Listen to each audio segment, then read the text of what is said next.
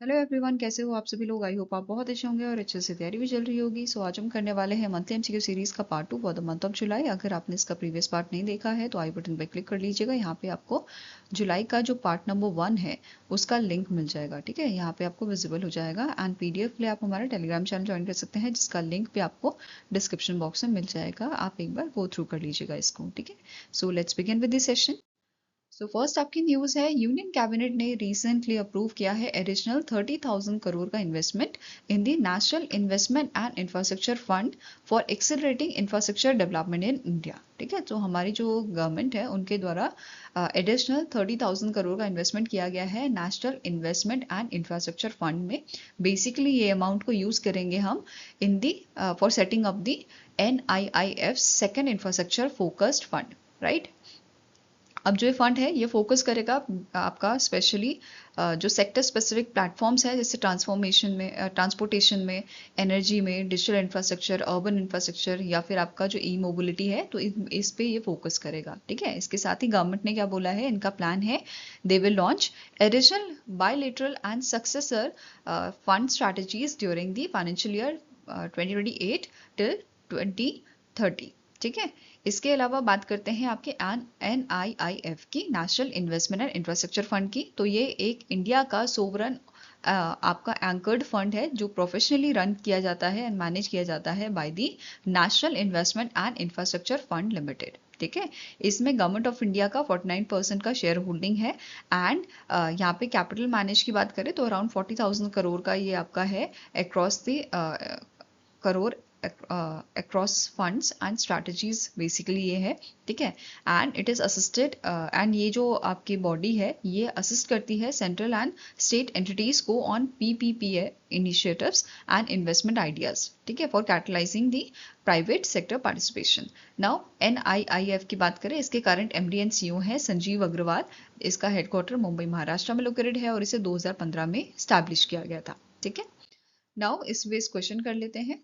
The union cabinet chaired by the PM Narendra Modi approve the additional investment of how much in the national investment and infrastructure fund to accelerate infrastructure development in India.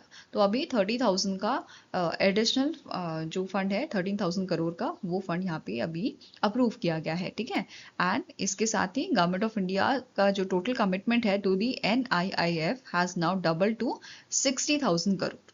ठीक है, now next is PM family care tracker project आपका launch किया गया है गांधीनगर गुजरात में and it is launch by the union minister Amit Shah, जो ministry of home affairs and ministry of corporation के आपके मिनिस्टर हैं, राइट। अब ये जो PM family care tracker project है, इसकी बात करें तो ये एक इंटीग्रेटेड डिजिटल प्लेटफॉर्म है जिसका काम रहेगा मॉनिटर करना health, nutrition, education and welfare benefits of children from pregnancy to 18 years, right. ये फोकस करेगा डिजिटल हेल्थ पासपोर्ट पे for timely welfare delivery and इसके फीचर्स की बात करें तो हर एक बच्चा, every child will receive a unique ID which is link to birth registration number और a Ayushman Bharat health account, जो आभा ID आपकी होती है बेसिकली। ठीक है, एंड ये प्लेटफॉर्म इंटीग्रेट करेगा birth and death registration with government database. Okay, ये आइडेंटिफाई करेगा बेनिफिशियरी को, जनरेट करेगा alerts and it will also provide digital health passport for timely welfare delivery schemes, right.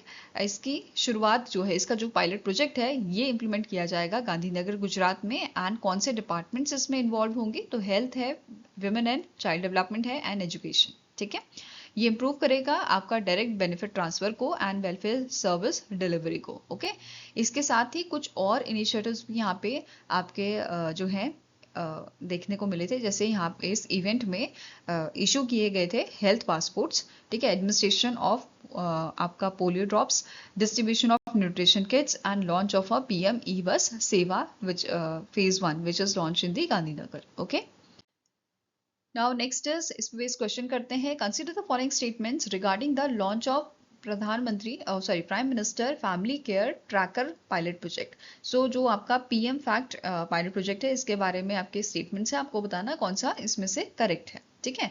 सो पहला स्टेटमेंट कह रहा है जो पीएम फैक्ट पायलट प्रोजेक्ट है इसे गांधीनगर गुजरात में लॉन्च किया गया था, which is correct. Second statement कह रहा है under this initiative every child will be assigned a unique ID, this is correct कि यूनिक आईडी यहाँ पे असाइन की जाएगी, which is link to the birth registration number और आयुष्मान भारत हेल्थ अकाउंट। ठीक है, तो ये स्टेटमेंट भी करेक्ट होता है। थर्ड स्टेटमेंट क्या बोल रहा है, जो प्रोजेक्ट है इसका मेन एम है मॉनिटर करना welfare benefits of children only up to 12 years. यहाँ पे ये स्टेटमेंट गलत हो जाती है क्योंकि 18 ईयर्स तक अभी हमने पढ़ा था। ठीक है, सो ये अप टू 18 ईयर्स तक जो है मॉनिटर करेगा वेलफेयर बेनिफिट्स को। ओके, सो आंसर यहाँ पे क्या हो जाएगा, ऑप्शन नंबर 1 एंड 2, मतलब statement number 1 and 2 are correct. ठीक है, so answer is option number A 1 and 2 only. Okay, यहाँ पे आप इसका हिंदी वर्जन देख सकते हो, वीडियो पॉज करके आप इसे आराम से देख लीजिए। ठीक है,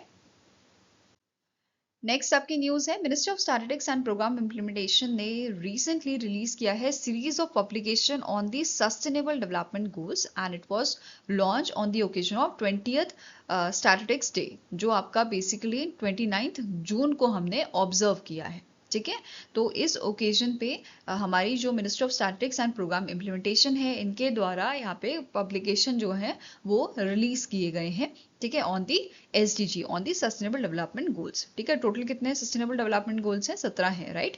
सो अभी इसका मेन फोकस क्या था, इंडिया की प्रोग्रेस बेसिकली हाईलाइट करना कि कितनी प्रोग्रेस इंडिया ने की है on the sustainable development goals under the national indicator framework. Okay, क्या क्या पब्लिकेशन रिलीज की गई है, sustainable development goals, NIF progress report 2026, data snapshot on SDGs, NIF progress report 2026, then SDGs NIF 2026 with metadata and transforming lives India's achievement under the under the people dimensions of the SDGs, right? So एक एक करके देखते हैं। So NIF progress report जो आपकी है basically national indicator framework की progress report, इसमें आपके 277 नेशनल इंडिकेटर्स यहाँ पे आपके थे, SDG indicators which covers all 17 SDGs, right.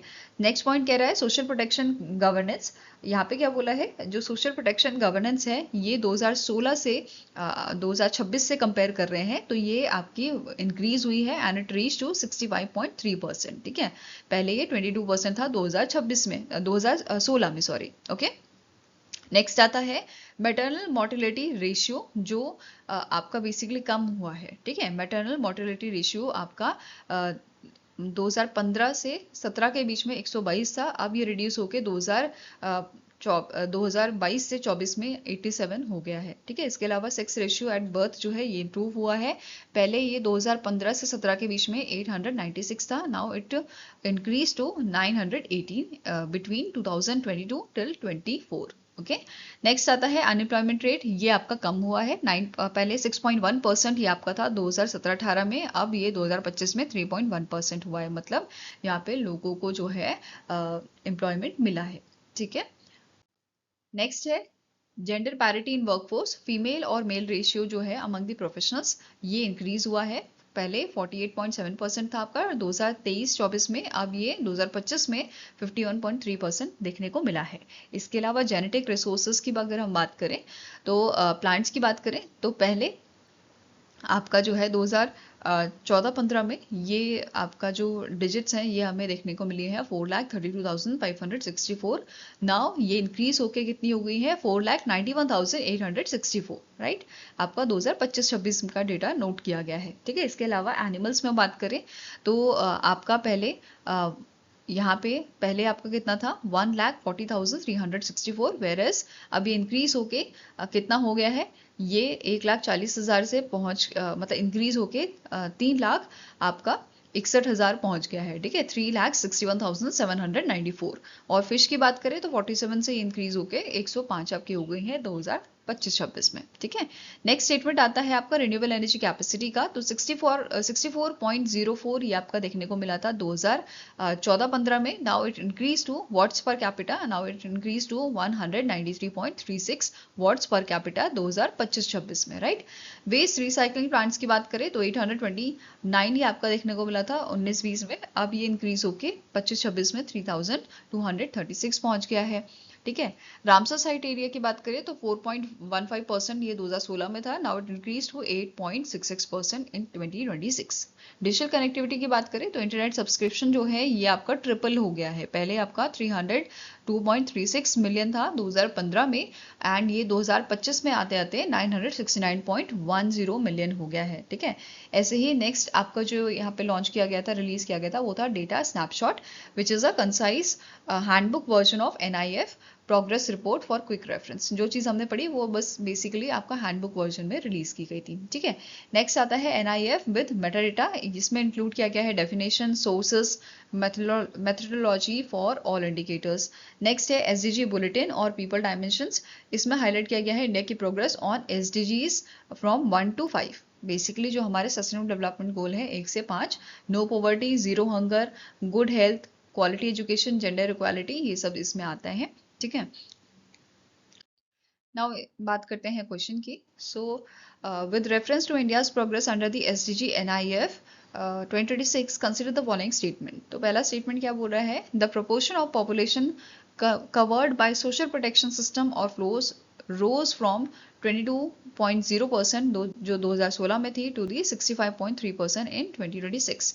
तो फर्स्ट स्टेटमेंट आपका करेक्ट है। ठीक है। Second statement says the unemployment rate increased from 3.1% in 2017-18 to 6.1% in 2025। तो ये स्टेटमेंट रिवर्स हो गया है। बेसिकली आपका जो अनएम्प्लॉयमेंट है ये कम हुआ है, and now it reach to 3.1% in the 2025, right. तो ये स्टेटमेंट आपका ये आपका जो है इनकरेक्ट हो गया। ठीक है।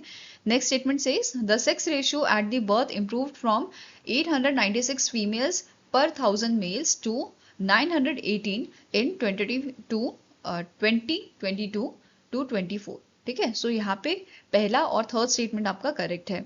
ये दोनों स्टेटमेंट आपके करेक्ट है, तो आंसर क्या हो जाएगा 1 and 3 ओनली। Answer is option number C. यहाँ पे आप इसका हिंदी वर्जन देख सकते हैं। ठीक है। वीडियो पॉज करके आराम से क्वेश्चन पढ़िए और इसका आंसर आप यहाँ पे देख लीजिए। ठीक है।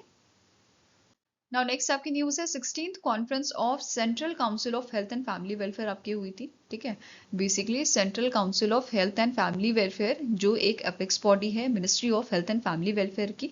ठीक है। इनका 16th कॉन्फ्रेंस इन्होंने बेसिकली किया था न्यू दिल्ली में, and it was shared by the union minister Jagat Prakash Nadda जो हमारे हेल्थ मिनिस्टर हैं। ठीक है। अब इस कॉन्फ्रेंस का एम था स्ट्रेंथन करना centre state cooperation in health and deliberate on की पॉलिसी प्रायोरिटीज। और इसमें आपके 3 थीमेटिक सेशंस हमें देखने को मिले थे इस इवेंट में, जैसे national health mission, SDG and priorities, food and drug reforms, allied and health services का। ठीक है। अब ये जो आपकी बॉडी है central council of health and family welfare, ये ministry of health and family welfare के अंडर आती है, and it was constituted under the article 263 of a constitution, जो सर्व करती है as a platform for cooperative federalism through the centre state policy consultation and coordination, right. अब यहाँ पे कुछ इनिशिएटिव इन्होंने लॉन्च किए थे, जैसे नेशनल एम्बुलेंस सर्विसेज 2026। इसके लिए ऑपरेशनल गाइडलाइंस क्या है कि एक यूनिफॉर्म नेशनल स्टैंडर्ड बनाया जाए फॉर इमरजेंसी मेडिकल सपोर्ट। ठीक है। इसमें इसके जो नॉर्म्स हैं उसमें क्या क्या आपका रखा गया है, जैसे ambulance categorisation, population based deployment हो, equipment, emergency medical technician training provide की जाए, AIS 125 compliance. Basically AIS 125 standard है आपका। ठीक है। नेशनल एम्बुलेंस कोड बेसिकली ये इसे बोलते हैं, एंड यहाँ पे ये इंश्योर करेगा uniform safety design and equipment specification across your emergency vehicle in India. ठीक है। That is your ambulance. Okay.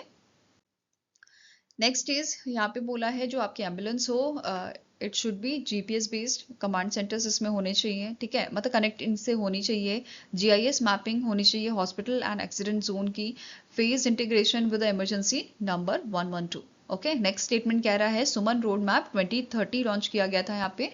ठीक है। जिसका गोल है रिड्यूस करना maternal mortality ratio two below 70 पर लाख बर्थ बाय 2030, राइट। इसका फोकस रहेगा सर्विस क्वालिटी में, respectful maternity care, reducing preventable maternal और न्यूनेटल डेथ्स। ठीक है।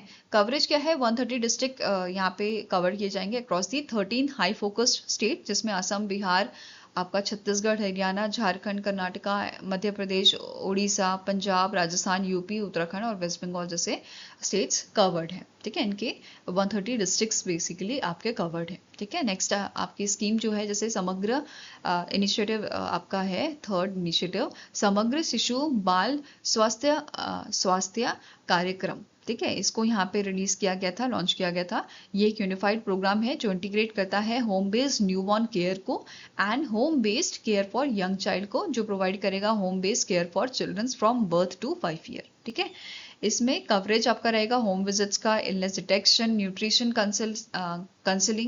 काउंसलिंग, रेफरल्स, ये सब चीज़ें कवर्ड रहेंगी। और इसके तहत यहाँ पे अडॉप्ट किया जाएगा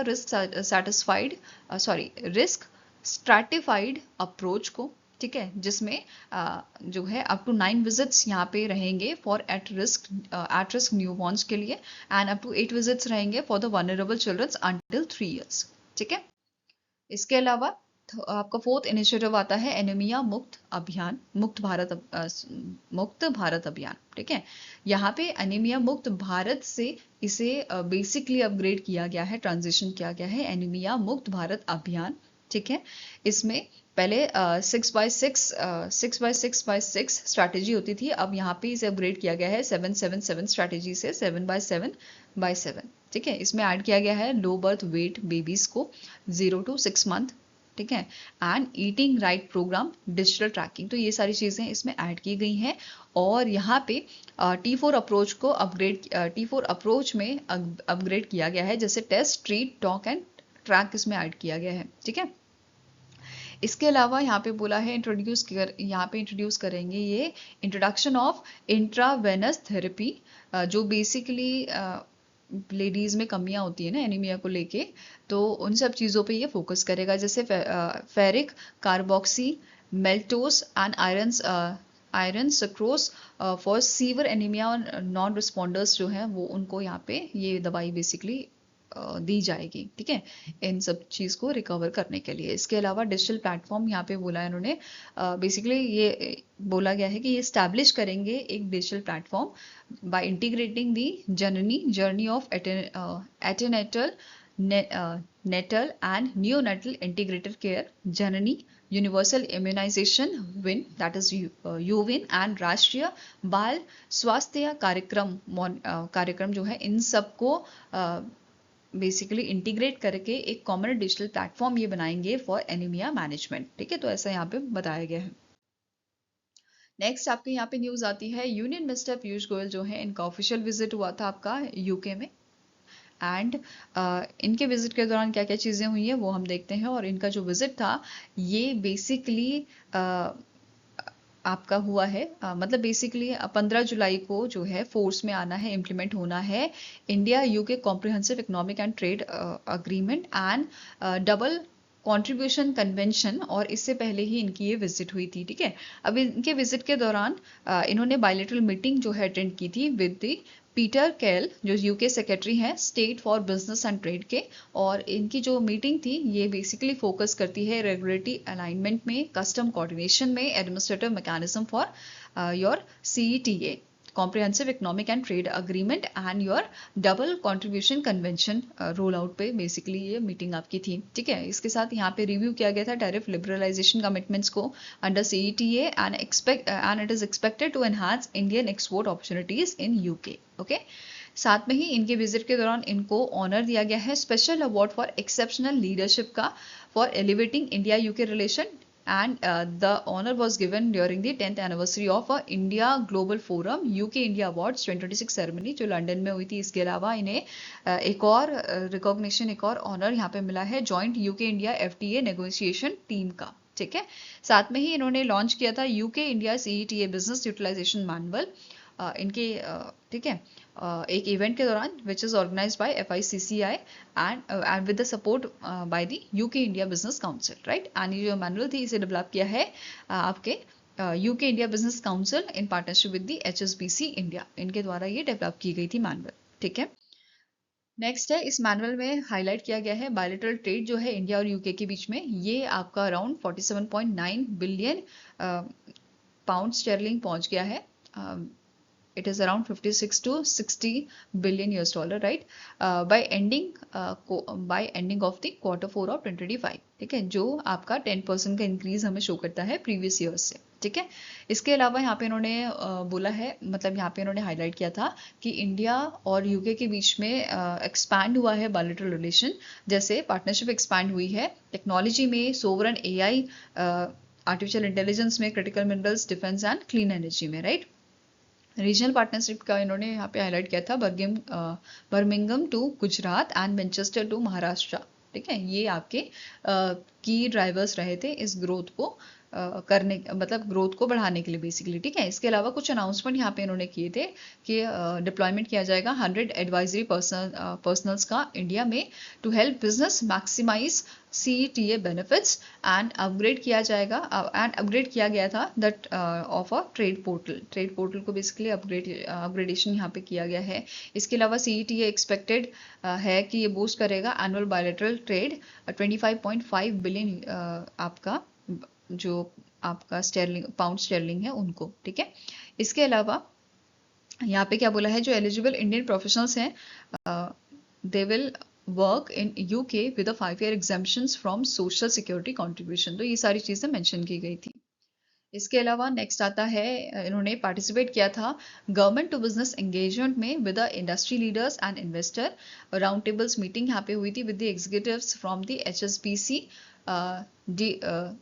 डेलॉयट एंड रॉयल्स लॉय, ठीक है। इनके एग्जीक्यूटिव्स के साथ इनकी राउंड टेबल मीटिंग हुई थी। यहाँ पे उन्होंने डिस्कस किया था strategic investment, industrial collaboration and expansion of manufacturing partnerships in India, ठीक है। इनके रिगार्डिंग इनकी डिस्कशन यहाँ पे हुई थी। Now, next आपको क्वेश्चन है, the government of India and the government of Saudi Arabia recently signed an MOU, that is memorandum of understanding on water resource cooperation during which event? So इनमें से कौन सा इवेंट है जहाँ पे दोनों कंट्रीज की गवर्नमेंट के बीच में ये MOU साइन हुआ है, किसको लेके, वाटर रिसोर्सेज कॉपरेशन को लेके। So it is Saudi water week, ठीक है। किसको लेके है, वाटर रिसोर्सेज को लेके, तो यहाँ याद रखना है सऊदी वाटर वीक में ये अग्रीमेंट साइन हुआ है। जो ये जो इवेंट है ये आपका जदाह में हुआ था, जो सऊदी अरेबिया में है, ठीक है। अब सिग्नेटरीज कौन कौन थे, सुहेल खान जो India India ambassador to Saudi Arabia हैं, इन्होंने इंडिया की तरफ से ये एग्रीमेंट साइन किया है, किसके साथ, अब्दुल रहमान अब्दुल मोहसेन अल फदले जो हैं, ठीक है, जो आपके environment, water and agriculture minister हैं सऊदी अरेबिया से। और ये जो MOU है इसका मेन एम क्या है, दोनों कंट्रीज के बीच में बायलैटरल कॉपरेशन हो सस्टेनेबल वाटर मैनेजमेंट को लेके, irrigation practices, capacity building and technical knowledge exchange को लेके, ठीक है। नेक्स्ट क्वेश्चन आता है, इंडियन गवर्नमेंट ने along with government of Haryana and Rajasthan इन दोनों के बीच में बेसिकली एक अग्रीमेंट यहाँ पे करवाया है। इन्होंने साइन किया है मेमोरेंडम ऑफ अग्रीमेंट, MOA इन्होंने साइन किया है इम्प्लीमेंट करने के लिए इनमें से एक प्रोजेक्ट को, ठीक है। और इस प्रोजेक्ट की जो लागत है, कॉस्ट है आपकी एस्टिमेटेड है, ये 34,102 करोड़ की होगी। बेसिकली ये जो अग्रीमेंट है, ठीक है, इसका मेन एम क्या है, जो long pending interstate water dispute था उसको सुलझाना, ठीक है, जो आपका हरियाणा और राजस्थान के बीच में चला आ रहा था, ठीक है, वाटर डिस्प्यूट, उसको खत्म करने के लिए यहाँ पे इंडियन गवर्नमेंट का इन्वॉल्वमेंट हुआ है और इन्होंने अग्रीमेंट साइन करवा लिया है हरियाणा और राजस्थान की गवर्नमेंट के साथ, ठीक है। अब ये जो प्रोजेक्ट है इसका नाम क्या दिया गया है, यमुना वाटर प्रोजेक्ट, ठीक है। क्या नाम है, यमुना वाटर प्रोजेक्ट, और इसके लिए आपका कॉस्ट क्या है, 34,102 करोड़ का। फाइन, इसका मेन एम है इंप्लीमेंट करना 1994 upper Yamuna river board agreement and provide करना राजस्थान को with its allocated share of Yamuna water, right. So ये चीज यहाँ पे साइन हुई है। अब यहाँ पे क्या बोला है, प्रोजेक्ट डिटेल्स की बात करें तो वाटर सप्लाई यहाँ पे होगा अप्रोक्सीमेटली 580 मिलियन क्यूबिक मीटर का ऑफ यमुना वाटर, ठीक है।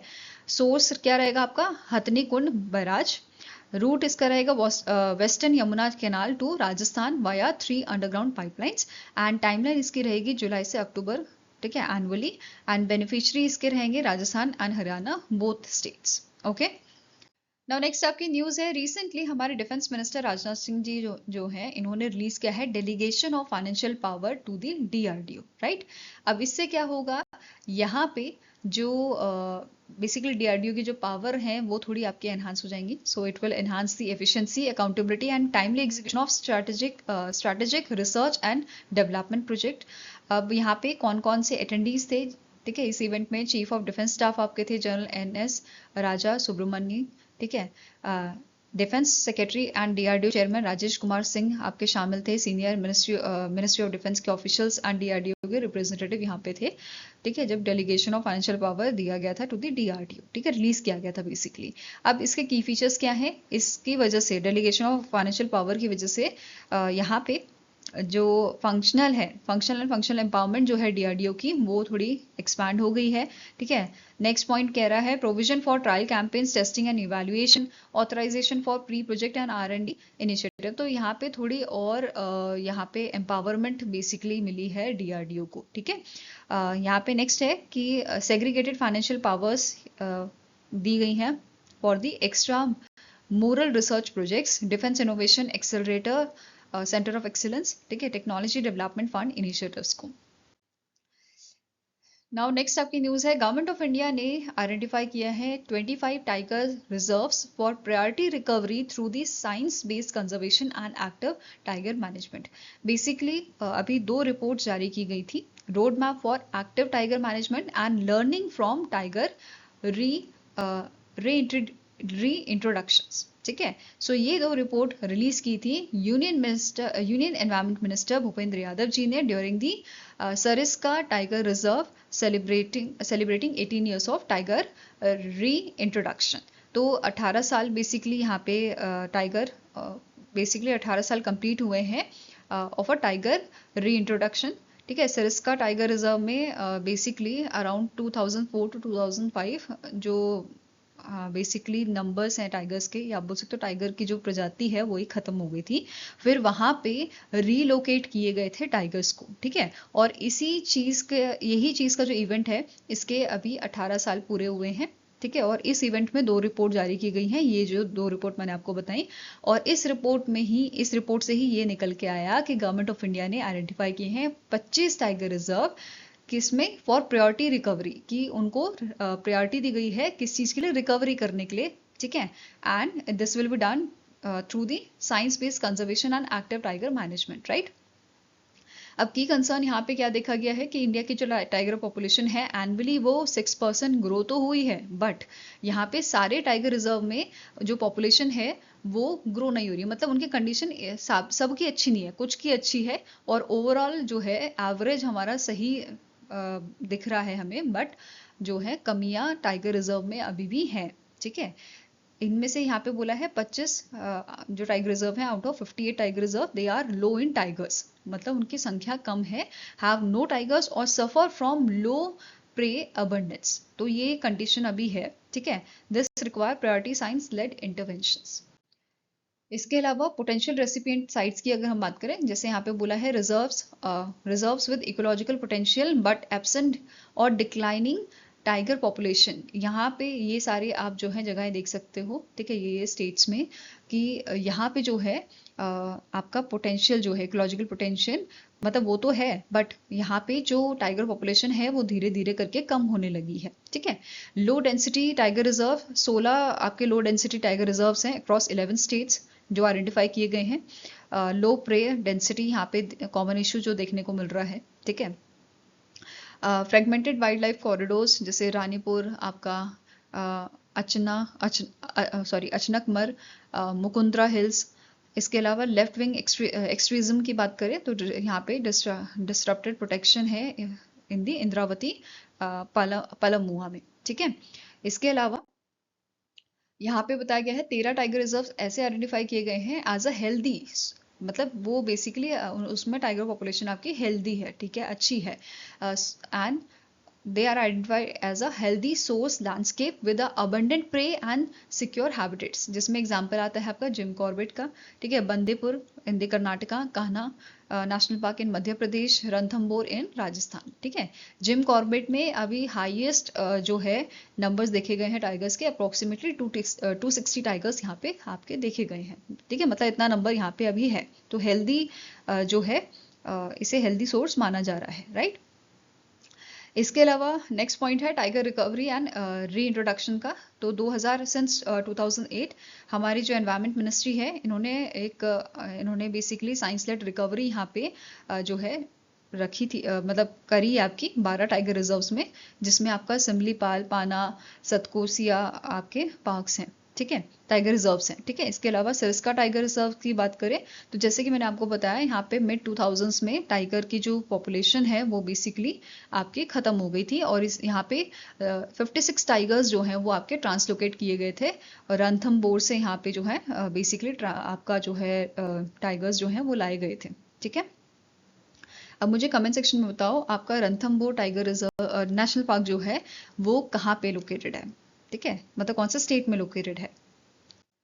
नाउ इस बेस क्वेश्चन कर लेते हैं, which tiger reserve in Uttarakhand has been identified as a major source landscape housing around 260 tigers among the highest in India.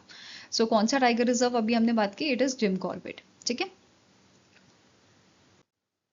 Next आपकी न्यूज है, union minister Amit Shah ने लॉन्च किए हैं foreign contribution act, that is FCRA 2.0 portal and electronic overseas citizen of India card system, strengthen करने के लिए digital governance, simplify करने के लिए कॉम्प्लायंस एंड एनहांस करने के लिए सिटीजन सर्विसेज को। तो 2 पोर्टल इन्होंने यहाँ पे लॉन्च किए हैं, ठीक है। नाउ ये डिजिटल प्लेटफॉर्म जो है they are based on the principle of minimum government maximum governance, right. अब एक एक करके बात करेंगे दोनों चीज़ों पे। तो FCRA 2.0 पोर्टल का एम है रिड्यूस करना पेपर वर्क, इंप्रूव करना वेरिफिकेशन और स्ट्रेंथन करना ओवरसाइट को। यहाँ पे API बेस्ड इंटीग्रेशन रहेगा, आपका API पावर चैटबॉट हैं जो आपकी मदद करेंगे, ठीक है। इसके अलावा मोबाइल एक्सेस यहाँ पे आपको दिया गया है इस पोर्टल का।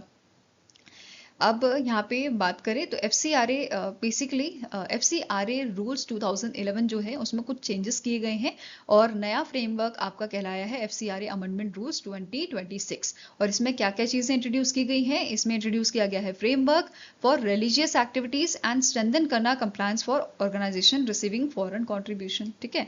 इसके अलावा यहाँ पे बोला है ये जो पोर्टल है it was hosted on the national government cloud, right. ये डिजिटाइज करेगा एप्लीकेशंस को, रिन्यूएबल्स, एनुअल रिटर्न्स, ये सारी सुविधाएं आपको इस पोर्टल पे मिलेंगी।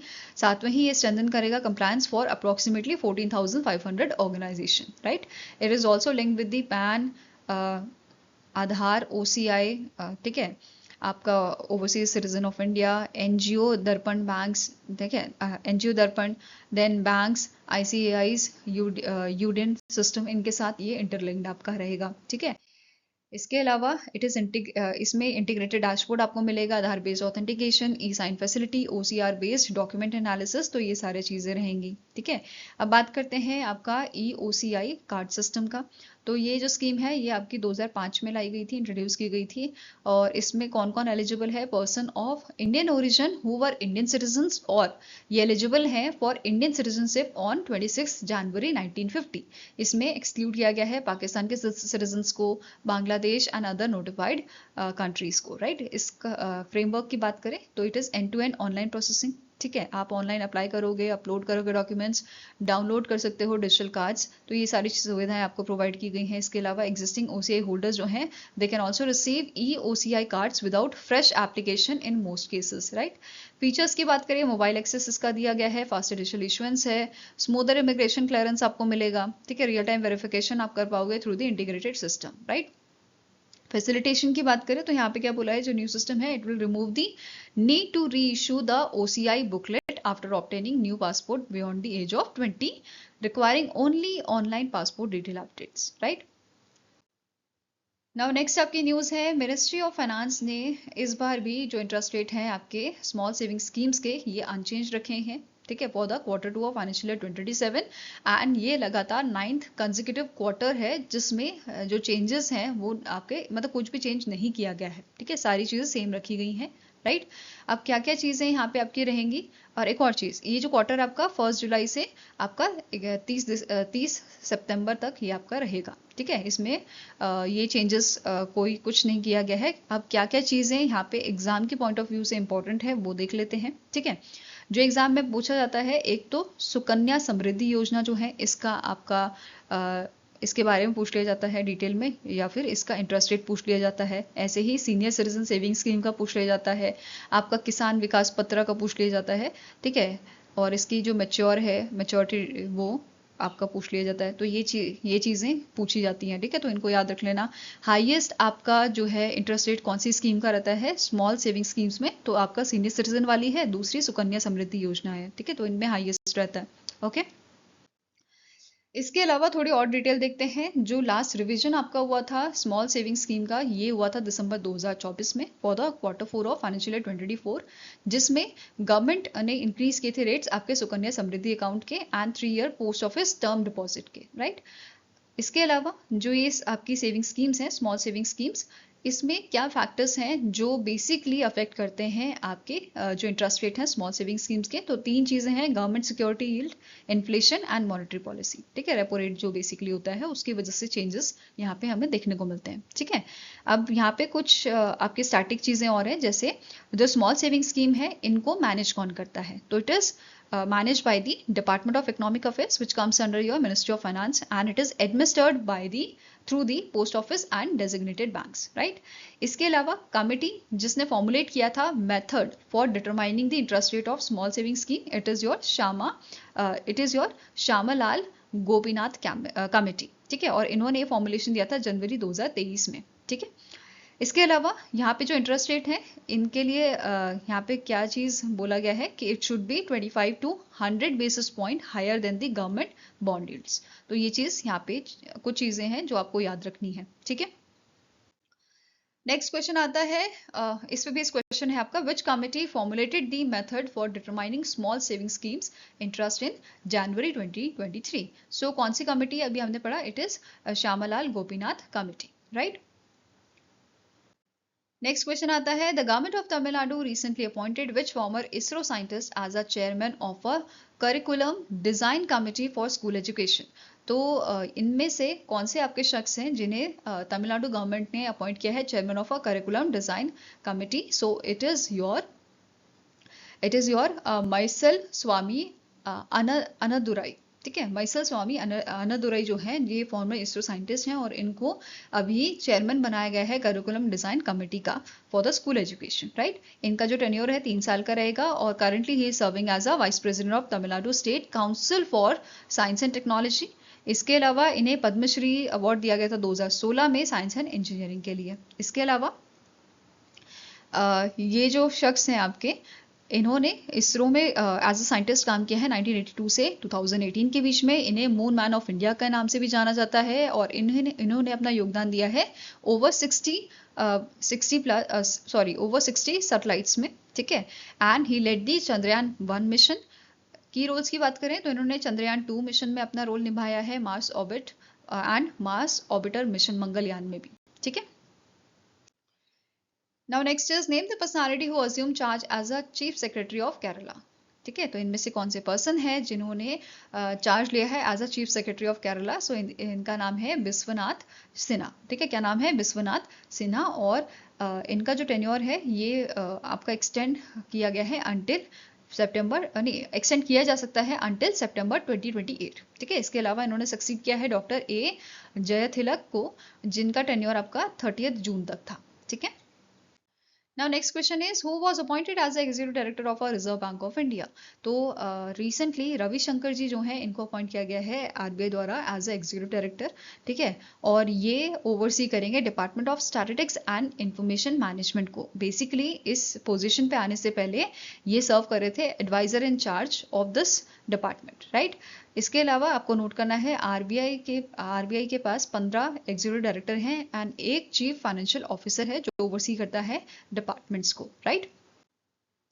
Next is HDFC bank appointed which former chief election commissioner of India as it's part time chairman of a 3 year, तो एचडीएफसी ने 3 सालों के लिए पार्ट टाइम चेयरमैन अपॉइंट किए हैं जो फॉर्मर चीफ इलेक्शन कमिश्नर जो है इंडिया के रह चुके हैं। इनका नाम क्या है, राजीव कुमार, ठीक है, राजीव कुमार को इन्होंने अपॉइंट किया है and he has also been appointed as a additional independent director of HDFC bank for a 4 years, ठीक है, जो 30 जून से इफेक्ट में आ चुका है। एंड राजीव कुमार जो है ये ओवरटेक करेंगे केकी मिस्त्री को, ठीक है, जिन्हें अभी इंटरम बेसिस पे जो है चेयरमैन बनाया गया था, ठीक है, और केके मिस्त्री ने रिप्लेस किया था अतन्नु चक्रवर्ती को, ठीक है। इसके अलावा एचडीएफसी बैंक की बात करें, एचडीएफसी बैंक के एमडी एंड सीईओ है शशिधर जगदीशन, हेडक्वार्टर मुंबई महाराष्ट्र में लोकेटेड है और इसे 1994 में स्टैब्लिश किया गया था। Now next आपको क्वेश्चन है, bank of Baroda entered into a strategic partnership with which Japanese bank to enhance collaboration in merger and acquisition financing. So bank of Baroda का पार्टनरशिप हुआ है आपका मिजुहो बैंक के साथ, मिजुहो बैंक के साथ, एंड ये जो बैंक है it is a banking arm of Japan's Mizuho financial group. ठीक है, सो इन दोनों के बीच में अभी पार्टनरशिप हुआ है। इस पार्टनरशिप के तहत जो मिजुहो बैंक है it will bring extensive global network, cross border capabilities and expertise in structured finance, whereas जो बीओबी है it will provide the strong domestic presence and deep corporate relationship in the India. ठीक है, साथ में दोनों bank जो है collaborate करेंगे आपका मर्जर एंड एक्विजिशन एडवाइजरी पे, रिस्क डिस्ट्रीब्यूशन पे थ्रू दी सब पार्टिसिपेशन एंड सेकेंडरी मार्केट, और फॉरेन एक्सचेंज पे ये कोलैबोरेट करेंगे and they will exchange the best practices in acquisition finance. Okay, now next आता है national and international days. So first is national doctors day जो हम 1 जुलाई को ऑब्जर्व करते हैं और इसका थीम था behind the mask who heels the healers. Right, अब इस दिन बर्थ एंड डेथ एनिवर्सरी होती है डॉक्टर बिधान चंद्र रॉय की, बीसी रॉय जी की, एंड इन्होंने भारत रत्न है जीता था 1961 में and earn the membership of royal challenges of physicians in London and fellowship of royal college of surgeon from England. Right, so next आता है नेशनल चार्टर्ड अकाउंटेंट डे, ये भी 1 जुलाई को हम ऑब्जर्व करते हैं और इस दिन आपका जो institute of chartered accountant of India है इसे स्टैब्लिश किया गया था 1949 में, and in the year 2026 it marks the 78th foundation anniversary of ICAI, जिसके कारण प्रेसिडेंट है प्रसन्ना कुमार डी, हेडक्वार्टर इसका लोकेटेड है आपका न्यू दिल्ली में। राइट, नेक्स्ट आता है आपका GST day, goods and services tax day. 1 जुलाई को इसे हम ऑब्जर्व करते हैं और 2018 में पहला एडिशन हमने इसका ऑब्जर्व किया था। ठीक है ना, अब इस बार हमने 9th एडिशन इसका ऑब्जर्व किया है। इस ओकेजन पे central board of indirect taxes and custom जो है इन्होंने ऑर्गेनाइज किया था एक स्पेशल इवेंट न्यू दिल्ली में जो हुआ था अंडर द थीम सुगम कर व्यवस्था सशक्त भारत। ठीक है, आई होप गाइज आपको ये वीडियो पसंद आया हो। पसंद आया तो लाइक एंड शेयर जरूर कीजिएगा और हमारे साथ जुड़ने के लिए हमारे चैनल को सब्सक्राइब कीजिएगा। अगर आपके कुछ सजेशन है तो आप हमें मेल कर सकते हो benchmarkstudy007@gmail.com पे, या फिर आप हमें कमेंट सेक्शन में भी लिख सकते हैं। सो मिलेंगे ऐसे ही नेक्स्ट वीडियो के साथ। Till then take care, have a nice day and all the best for your preparations.